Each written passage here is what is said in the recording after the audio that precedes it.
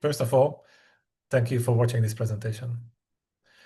Maybe one of the main reasons why you're here now is because you also feel that there's way too much uncertainty around us.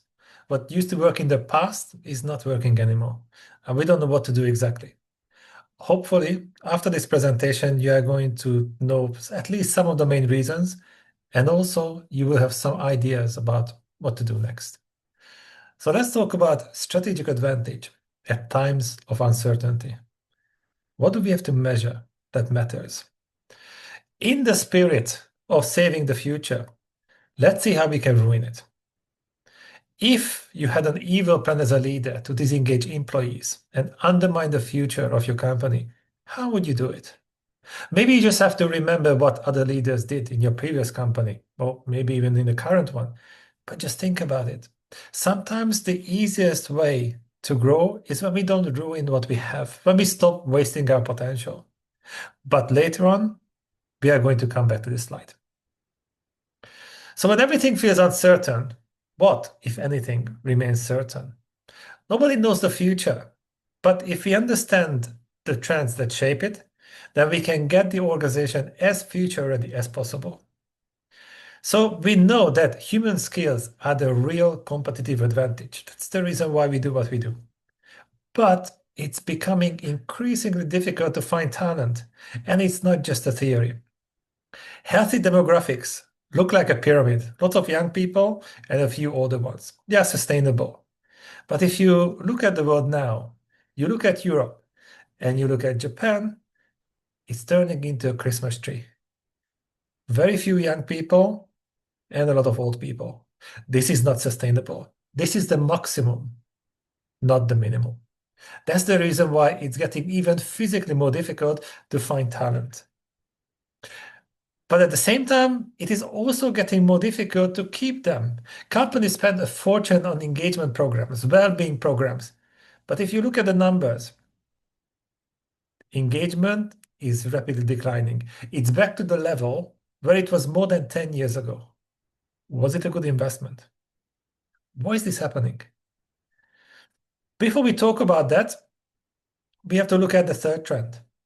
That yes, human skills are still the competitive advantage, but it's getting more difficult to support them. Let's be honest, burnout rate is rapidly increasing. If you look at young people, entry-level employees or senior managers, the burnout rate is up by 50% compared to previous year. It's getting worse. People are burning out. So before we move on to the next section, what is the lead indicator and precursor of quality decision making, responsible for 95% of business performance? When I do this presentation, then we hear a lot of ideas, but there is one that is proven beyond doubt, and that is psychological safety. It's that important. But there is a great disconnect. Most of the leaders know exactly how important it is, but only a tiny fraction of them have clear strategies or any kind of measurement practices to address and track it. So they know it's important, but they don't have the solution to optimize it. Why is that?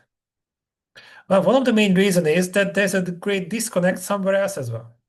Because a lot of coaches, consultants, and trainers become professionals in the intercultural field, D&I field, coaching field, including me, because we like people and we are really passionate about a certain topic, which is often based on our lived experience. But on the other side, you have leaders, and they have a duty to maximize shareholder value. They're not evil people. That is their duty. They have to make money. And that's where the clash comes from. Because the coaches want the leaders to understand and value their own topic as much as they do. And the leaders want the coaches to help them make more money because that's their duty. So there is a disconnect between the two. So how can we bridge this gap? Do we really have to choose between the two? That's what we are going to talk about. This is what we do. IC Global is one of the leading experts in measuring team dynamics, data-driven leadership, team, and culture development. We specialize in bridging that gap. So we don't have to choose between liking people and making money. So what should we measure that matters? And when I say matters, I mean it in a context where we can bridge this gap, in a context where companies understand that whatever you're doing as a coach or consultant contributes to their success and their needs. So companies spend a lot of money on leadership programs, engagement programs, but you saw the results. It's not that it doesn't make a difference, but it's getting worse. So technically, the companies are spending money on losing more, on risking the future. So if you look at research, there are three invisible forces that make or break a team. One of them is cognitive diversity. This is the invisible layer. This is the only layer of diversity that has proven benefit in terms of performance. It's often called the immune system of a team. But it's difficult. It's uncomfortable. The way people think when they disagree, that's exactly where the potential lies for success or disaster. And I'll show you an example. So imagine that there's a really smart leader who employs really smart people, but they are not aware of one of the strongest forces in team dynamics, homophilic diversity. It sounds horrible, but it just means that we like and trust people who are similar to us, people who have common sense, technically people who think like us, which means that a team can be individually extremely smart, but collectively blind because they see the world from a similar perspective. They can all agree on something. It doesn't make it true because they have a huge blind spot. And we have hundreds of team scans where we can see exactly the same thing. This is one of them. This was 10 senior leaders from 8 different countries. On the surface, they're extremely diverse. But if you look at the way they think, the way they see the world, the way they approach problems and opportunities, they are very similar. Cognitive diversity is 22%. So if you look at the sliding scales as a range of perspectives, as a range of approaches to problems and solutions, all the 10 people are within this tiny range. So that means that they can have a meeting, they agree on the outcome, feels right, it doesn't make it true because the blind spot is 78%. Are you sure that you can make the best decision? It's unlikely.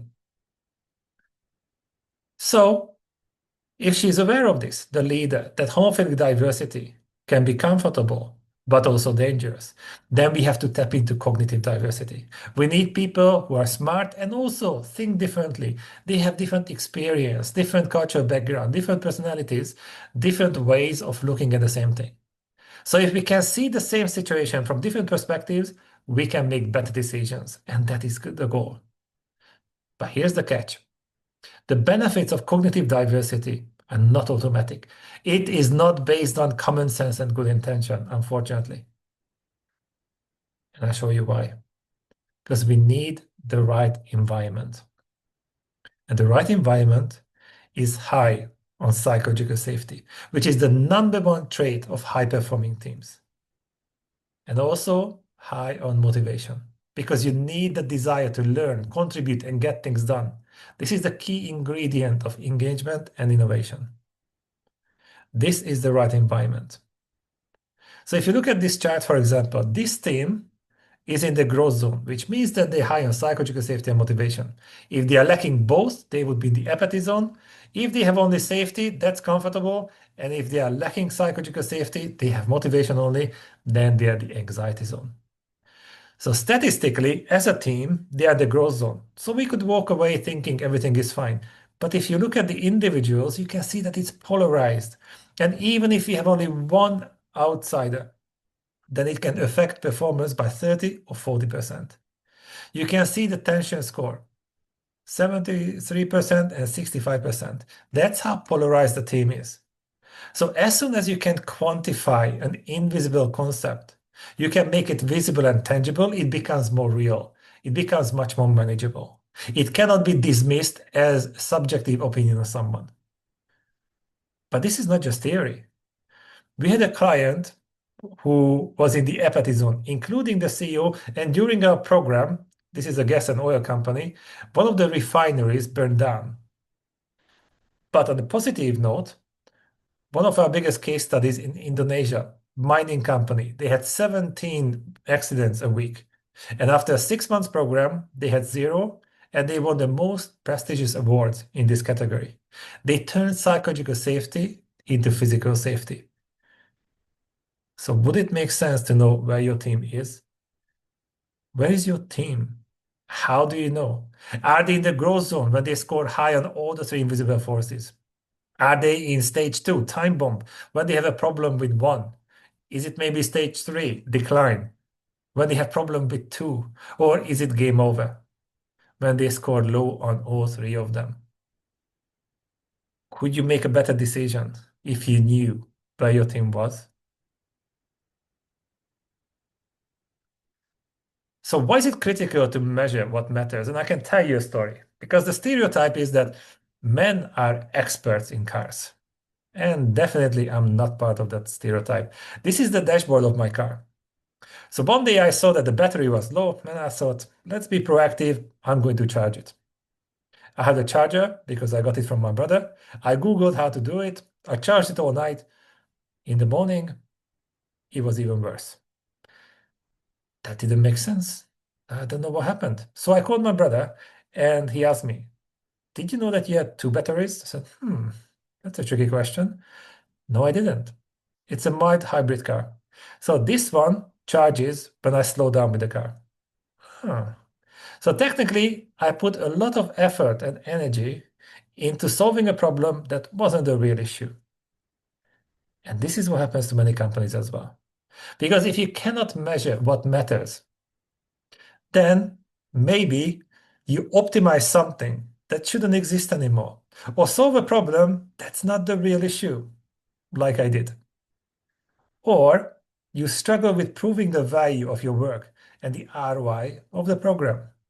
And this is what the MIT Sloan Management Review research in 2024 revealed, that most of the leadership programs deliver negative ROI.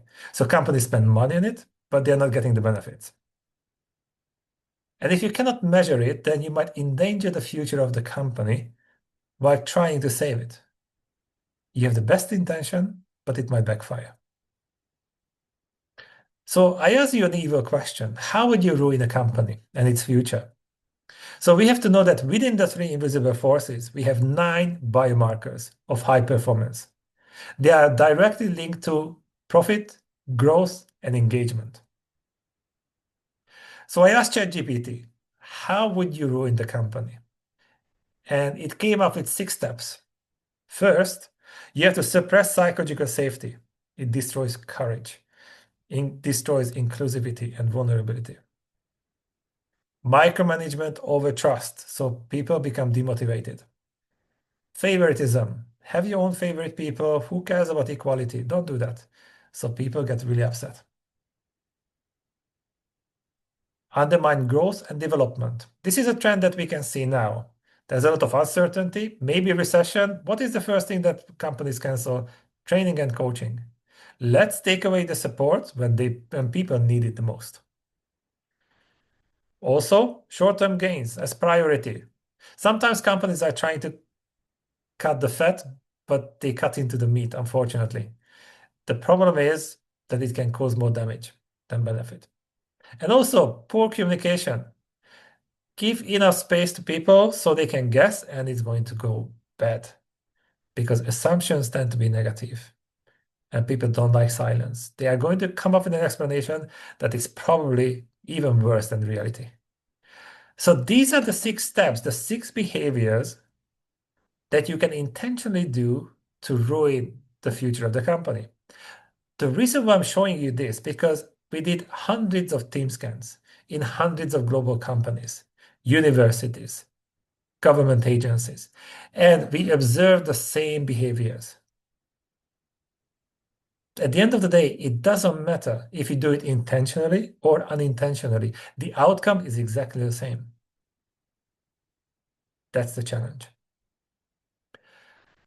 But we don't have to choose. And this is what I promised. You can help people, and also you can make money. This is how you can bridge that gap. This is one of our case studies. Fortune 500 company, automotive. This is the global leadership team. They took the assessment and they went the apathy zone. They're leading thousands of people. It's not ideal. 6 months later, this is where they were. At least the team is in the growth zone. As individuals, not all of them, but we can see exactly how much they improved. Psychological safety went up by 30%, motivation 25%. All the biomarkers improved. 4 of them are more polarized, but the overall result is better. This is the level of transparency that we can provide, because guessing and hoping are not options here. Not when it comes to your business and the future of your company. So if you want to be part of it and you want to join hundreds of partners in more than 50 countries, join an amazing community and be ahead of 95% of the competition, join us. In the next certification is going to be in March. If you want to do it internally in a company, internal HR or L&D professionals, that is something we can also organize. So you can roll it out. We can hand over the keys and then you don't have to depend on anyone. That's the beauty of it. Thank you so much.